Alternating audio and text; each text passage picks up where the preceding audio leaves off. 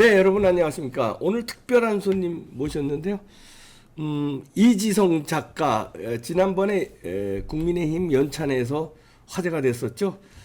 당구인 차유람 선수의 남편이기도 하고 굉장히 화제가 됐었는데 어렵게 모셨습니다. 어서 오십시오. 아유, 반갑습니다. 불러주셔서 감사합니다. 영광입니다. 아이고, 아닙니다. 저희가 영광이죠. 그 지난번 연찬에서 예. 엄청 뭐 화제가 됐어요. 그러니까 그러니까 그다음에 이제 나경원, 배현진, 김건희 여사, 김건희 여사의 미인 3명 가지고는 부족하다. 네네네. 우리 이지성 작가의 부인이신 차유람 선수가 입당해야 이제 이렇게 좀 완전체가 된다. 완전체가 된다. 이런 약간, 발언해가지고 예, 그랬죠. 아주 네네. 그냥 문매를 맞으셨는데 예. 그때 어떠셨어요? 예. 아니 저는 사실 그 지금도 잘 이해는 되지는 않아요. 네. 그러니까 지금 일단 저도 이해 안 됩니다. 예. 제가 일단 이제 공적인 사실을 말씀드리면 예. 일단 제가 뭐 배현진 씨하고 나경원 씨가 뭐 불쾌하고 부적절하다라고 표현을 하셔서 제가 그 부분에 대해서는 제가 사과를 했고요. 예. 그거는 이제 공적인 많이 사실이고. 했어요. 예. 그런데 이제 제 입장에서는 또 그 어떤 저의 개인적인 의견도 있을 거 아닙니까? 그렇죠. 예. 근데 사실 그 나경원 씨가 60대시더라고요. 네. 저희 장모님하고 나이가 거의 같으신데. 장모님하고 같으세요? 예, 예, 장모님 뻘이시죠. 예. 그리고 이제 배현진 씨는 이제 네이버에 또 검색을 해보니까 이제 40대 네. 나오시는데 저는 이제 제 그냥 개인적인 제 상식으로는 네.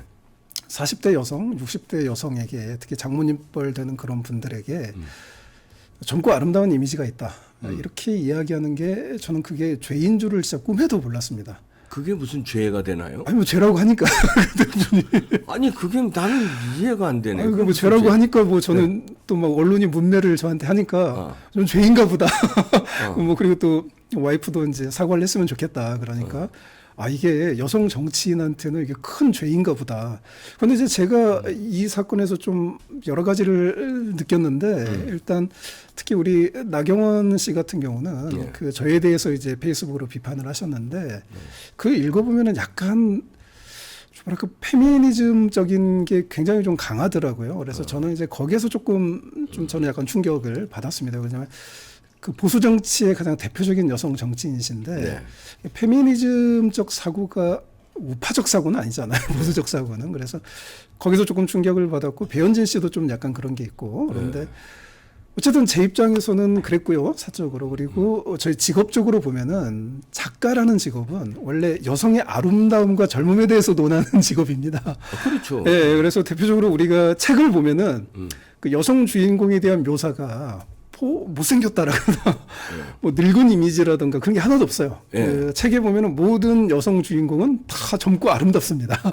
심지어 60대, 70대가 돼도 젊은 시절의 미모를 고스란히 간직하고 있다. 다 이런 표현이 나오죠. 그러니까 저희 어떤 작가라는 직업으로 놓고 봤을 때 작가라는 직업은 아름다움과 젊음을 찬양하는 그런 게 저희 직업이죠. 대표적으로 우리나라 사람들이 가장 좋아하는 시가 있습니다. 네. 사무엘 울만의 청춘.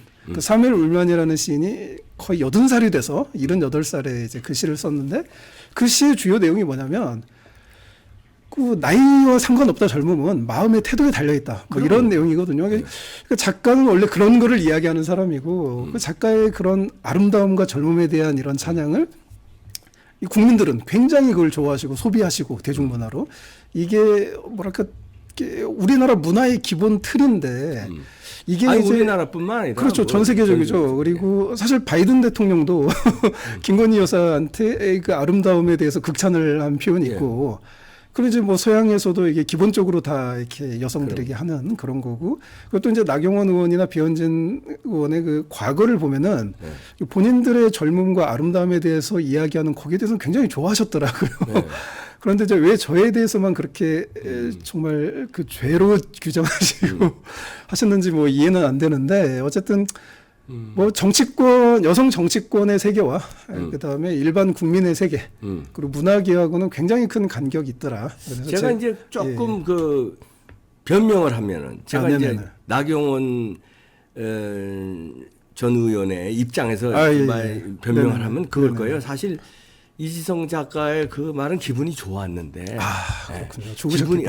기분이 좋았는데 이걸 그냥 가만히 있자니 예. 내가 괜히 그 뭐라 그럴까 지금 막 홍수처럼 비난이 막 오잖아요. 네네네. 우리 사람들이 그런 게 있습니다. 홍수처럼 막 이지성 작가에다가 막 비난이 올 때 네네. 가만히 있으면 마치 이 도매금으로 네네. 이제 같은 급 이지성 작가와 같은 급이 오해를 받을까봐 자기는 이제 자기에 대해서 외모에 대해서 내가 이제 그런 게 있을 거예요. 내가 외모로 정치한 게 아니다. 네네. 근데 나를 아름답게 봐준 거는 고맙지만 네네네. 나는 내 실력으로 그다음에 내 투쟁력으로 내가 여기까지 왔는데 왜 네네. 나를 외모로만 평가하느냐 이런 아마 조금의 섭섭함과 그다음에 이제 풍파처럼 몰아닥치는 민심의 그거에 좀 약간 그 말하면 숨고 싶은 이런 게 있었을 거예요. 그래서 저는 이제 제가 거기에 대해서 반론을 제기하자면 이제 첫 번째 언론에서 이렇게 많이 나오기 전에 나경원 의원께서 가장 먼저 예. 그 이야기를 하셨고 언론이 그걸 받아 적은 거고요. 그다음에 두 번째로는 제가 아까 말씀하신 내용이 잠깐 까먹었어요. 그러니까 뭐 뭐였더라? 투쟁력으로 그 실력으로 여기까지 왔는데 맞다. 왜 나를 외모로만 평가하느냐 두 번째, 이런 오해가 있을 수 있습니다. 네. 두 번째 말씀을 드리면 그 나경원 의원의 실력에 대해서는 대한민국 모두가 인정하는 바죠. 그렇죠. 그분의 경력에 대해서 그렇기 때문에 실력을 굳이 언급할 필요가 없는 거죠. 그렇죠. 제가 그 얘기를 했을 때는 맞아요. 실력은 기본인 거고 그럼. 그런 기본하에 연세가 60대이신데도 아직도 이런 게 있다. 뭐 이렇게 저는 칭찬의 의미로 했던 거고 그다음에 세 번째로 어쨌든 제가 이제 공개 사과를 했으면 이제 그거를 또 좀 제가 또 나이도 훨씬 어리잖아요. 그리고 제가 또 정치인도 아니고 작가인데 그냥 넓은 마음으로 그 다음에는 좀 품어주셨으면 좋았을 텐데 좀 그런 아쉬움이 있고 그런데 어쨌든 저는 뭐 평생 뭐 나경원 의원이나 배현진 의원에 대해서 이런 걸로 또 누가 물어보면 저는 또 항상 그 미안한 마음을 또 제가 전달하고 지금도 미안한 마음입니다. 그 두 분의 마음을 또 근데 이제 제가 깊이 우리가 몰랐던 것 같습니다. 요거는 이제 저는 그때 이제 이지성 작가의 그 연찬의 발언이 막 논란이 되고 화제가 됐을 때 제가 논평에서 뽕평이라고 이제 논평에서 그 이지성 작가를 옹호하는 발언을 한 2번 했어요. 너무 감사합니다. 왜냐하면 제가 네네네. 평상시에 그런 발언을 많이 하는 편이에요. 그렇죠. 저는 와이프 자랑하면서 그럼요. 우리 와이프 뭐 멋있다 이쁘다 이 얘기 뭐 그건 만 수백 번 했을 거고. 그럼요. 그다음에 제가 그 전에는 저 채널 A에 예. 그 쾌도남 박종진의 쾌도남만에 나가서 저 한참 고정으로 출연할 때 그 미녀 정치인 5인방을 차트로 제가 이렇게 5위 쫙! 예. 4등 쫙 했대. 그때 나경원 의원. 예. 나경원 의원을 그때 2등으로 꼽고 네네. 1등을 조윤선 뭐 이렇게 그렇죠. 1위서부터 5위를 제가 네네. 한 적이 있어요. 예. 그렇다시피 여성의 저는 그 아름다움은 무기라고 생각합니다. 그렇죠. 저 개인적으로는. 아니 네네. 실력이야 뭐 다 있지. 그럼요, 당연하죠. 실력은 우리 저 이지성 작가의 작가적인 그 실력이나 센스 그다음에 천재성 이런 거 이건 뭐 그걸 편안해하는 게 아니라 오늘 처음 뵀는데 실제로는 화면상으로 굉장히 훈남이시네. 감사합니다. 그럼 기분 나쁘세요? 아니요, 좋죠. 훈남이라고 잘생겼다는데 네네. 실력이 폄하하는 게 전혀 당신 아니죠. 네. 잘생겨가지고 이 자리까지 왔구나 이게 아니잖아요. 전혀 그런 발언을 제가 한 전혀 적이 아니잖아요. 없습니다. 예. 아니 뭐 작가로서도 내가 좋아하지만 예. 얼굴 보니 네네네. 훈남이고 잘생겼다. 이거는 듬으로 엑스트라로 그렇죠. 또 네네. 좋은 거 아니에요. 근데 남성과 여성은 이 반응하는 게 좀 다른 것 같아요. 네네. 여성들은 속으로는 좋으면서도 겉으로는 조금 좀 그런 게 있지 않나. 저는 뭐 인생 살아오면서 작가다 보니까 특히 나이 드신 여성분들에게 뭐 이런 이렇게 칭찬을 해드리는 게 저한테는 일종의 어떤 문화죠. 저희 평생 그렇게 제가 살아왔고 칭찬하면서 제가 나쁜 얘기를 들어본 적이 한 번도 없기 때문에 그런데 어떤 여성 정치계가 그리고 또 이제 만약에 제가 이게 민주당 연찬회였다. 그건 제가 외모에 대한 이야기를 아예 안 하죠. 그쪽 분위기를 아니까. 거기 분위기가 좀 그러시. 큰일 나죠. 거긴 좀 페미니즘 쪽이니까. 또 이제 페미니즘이 또 출판계에서 이게 본격적으로 양성화가 된 거를 제가 알고 있거든요.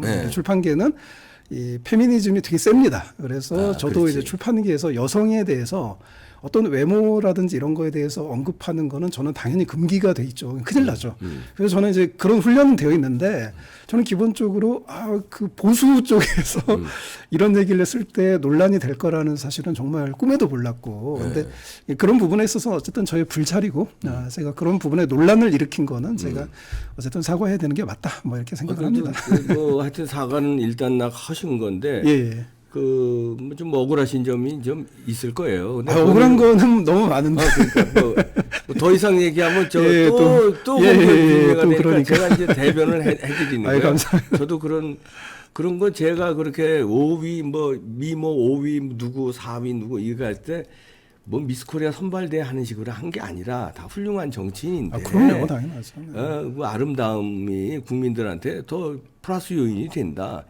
이게 정치라는 건 이미지 싸움도 있잖아요. 그럼요. 그러면 왜 사람들이 그러니까 연설이라든가 TV 토론에 나갈 때 아주 옷을 멋지게 단장하고 분장을 남자들도 헤어를 하고 남자들도 화장을 하고 이러는 게 뭡니까? 이미지를 그렇죠. 조금이라도 좋게 보이려고 하는 건데 그래서 그 이미지를 좋게 보여서 이미지가 좋다. 이러면은 이미지가 그럼 아예 화장도 하지 말고 그럼 힐도 신지 말고 그럼 뭐지 이래야지 그게 아니잖아요. 그러니까 제가 기억하기로도 심지어 민주당 쪽 대통령이죠. 김대중 전 대통령 같은 경우도 아마 우리나라 최초였던 걸로 기억을 하는데 이미지 컨설턴트를 기용을 해서 본인의 이미지를 그렇죠. 좀 더 잘생기고 좀 더 젊은 이미지로 그걸로 또 그 당시에 굉장히 화제가 되었던 제가 기억이 나거든요. 그러니까 이재명도요 이번에 그 선거 기간에 이미지 컨설팅을 돈을 엄청 썼어요. 제일 많이 썼어요. 그렇더라고요. 그거 왜 그렇겠습니까? 그 보여주는 TV 화면에 그다음에 이제 신문 사진에 보여주는 걸 좋게 보여주려고 멋있게 보이려고 그러는 거 아니에요? 그러다 뭐 멋있고 아름답고 젊은 이미지지. 그거를 그렇죠. 위해서 이제 그렇게 막대한 돈을 쓰고 그런 이제 정치의 흐름이 있는데. 몰랐습니다, 제가. 그래서 그러나 이제 우리 또 이지성 작가님이 조금 이해해 주십사 하는 거는 그분들이 정치인이니까 아마 속으로는 기분 좋았는데 나는 이렇게 이쁘다고 평가해 기분 좋았는데 괜히 이제 저기 하니까 좀 겸손한 척. 왜 날 가지고 이미지가 얼굴 가지고 그러냐 나의 실력을 봐라 하는 거는 다른 여성들의 자기들은 가졌잖아요. 그렇지. 아름다움을 가졌잖아요. 근데 그렇지 않은 여성들의 어떤 그 컴플렉스 같은 거 아니면 반감 같은 거를 좀 이렇게 이해하는 측면에서 딱 그러지 말아라. 여성의 외모 가지고 평가하지 말아는 그렇게 좀 너그러운 마음으로 충분히 이해가 되었습니다. 그리고 뭐 덧붙여서 배현진 씨하고 나경원 씨의 실력은 정말 굳이 언급할 필요가 없을 정도로. 제가 봐도 정말 최고다. 최고예요. 그거는 제가 또 100% 인정하는 바입니다. 부인인 차유람 선수를 거기다가 댔는데 솔직히 말해서 그 차유람 씨가 더 미인입니까? 배현진 씨가 더 미인입니까? 저는 당연히 제 아내가 훨씬 미인이죠. 그렇죠. 그러면 당연한 거죠. 차유람 선수와 나경원. 나경원 전 의원은 장모님. 그래도 장모님.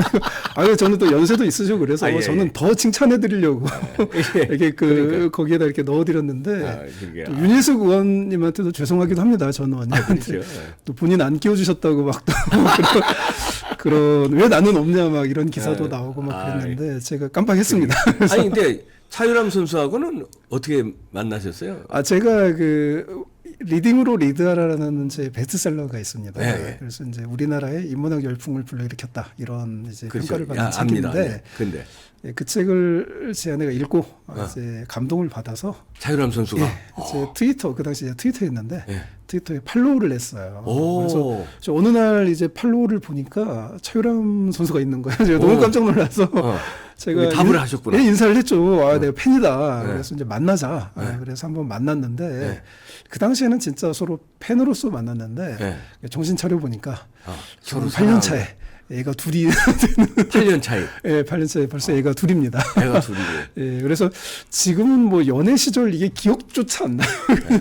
아이고, 육아하느라 정신이 없어서. 아니 이지성 작가님 그 8년 차이 가지고 뭘 기대해? 우리 12년 차인데. 어디 저 똥차 앞에서 아유, 죄송합니다. 아이가 이렇게.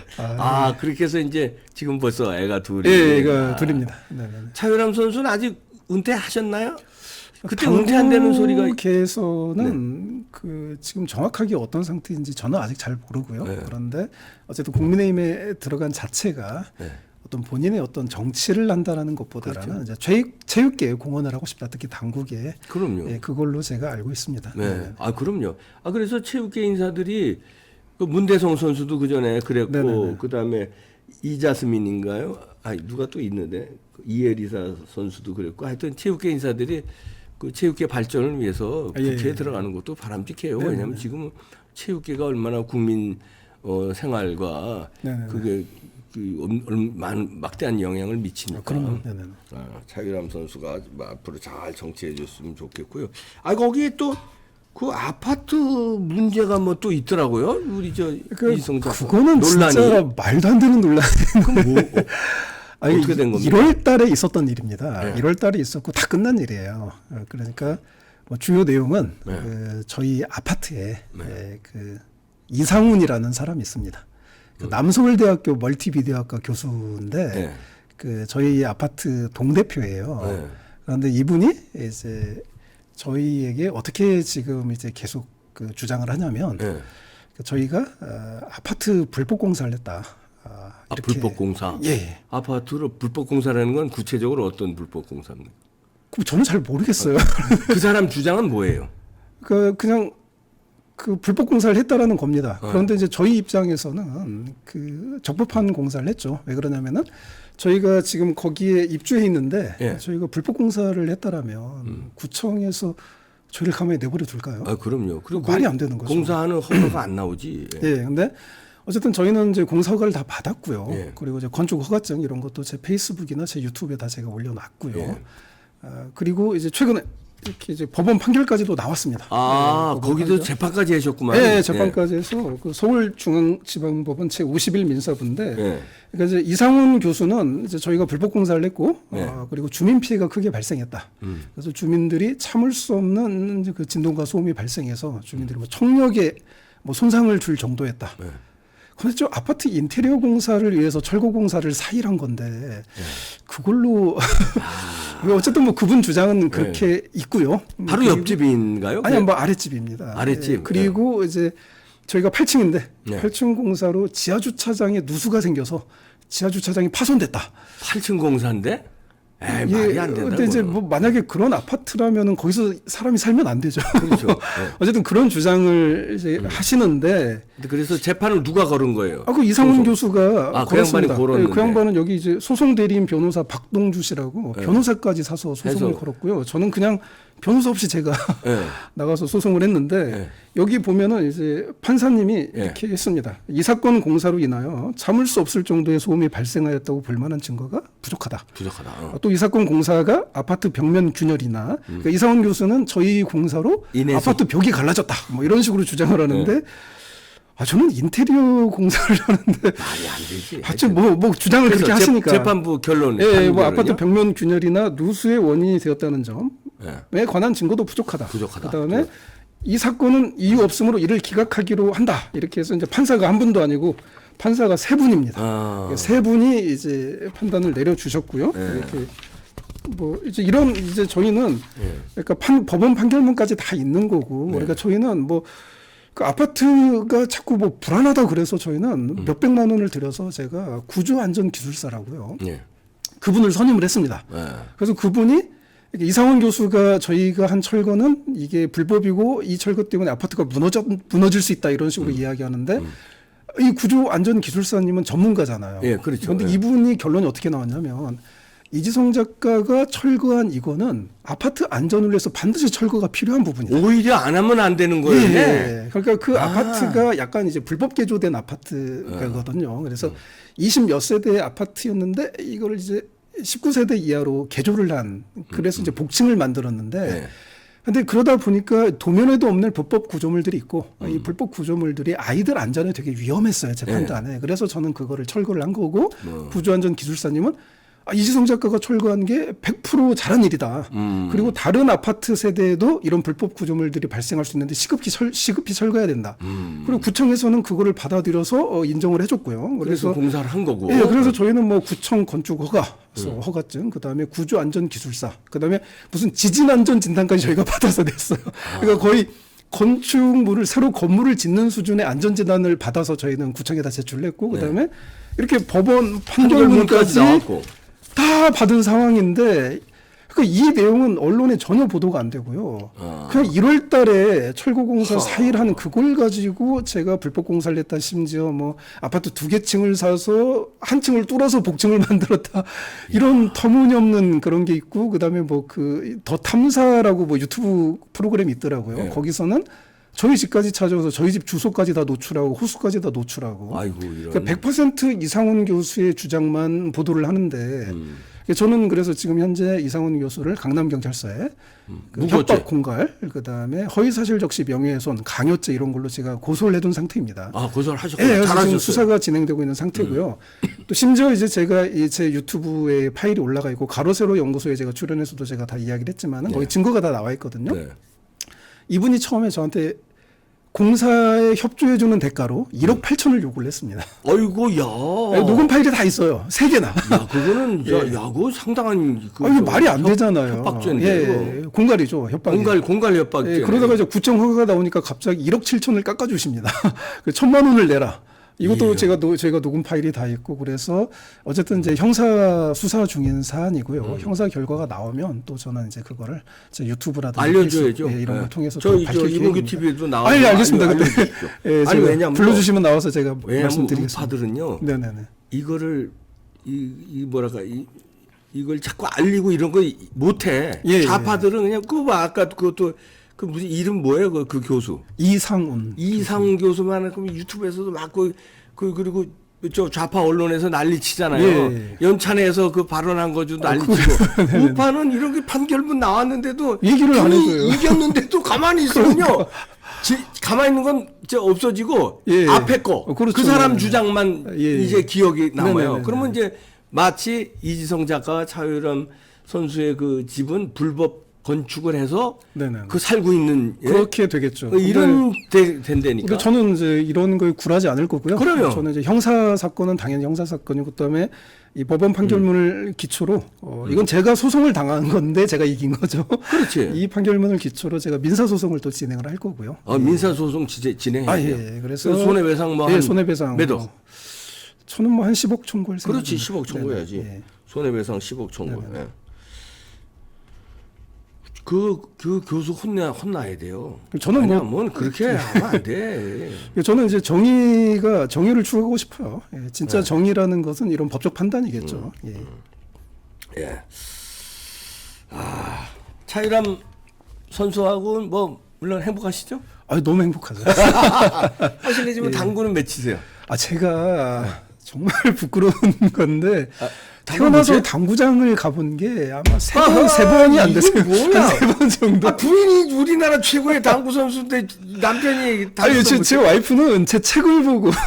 그렇지만 그래도 최소한 당구 300은 쳐야 저는 제가 말이 되지. 제가 어떤 구체를 가지고 하는 운동을 제가 진짜 못합니다. 저는 제가 하는 운동은 제가 걷기, 등산, 그다음에 제가 또 검도도 좀 했고요. 검도는 운동 많이 했네. 네, 검도도 하고. 당구를 왜 안 치셨어? 복싱도 좀 한 6개월 정도 복싱학원도 다니고 그랬는데.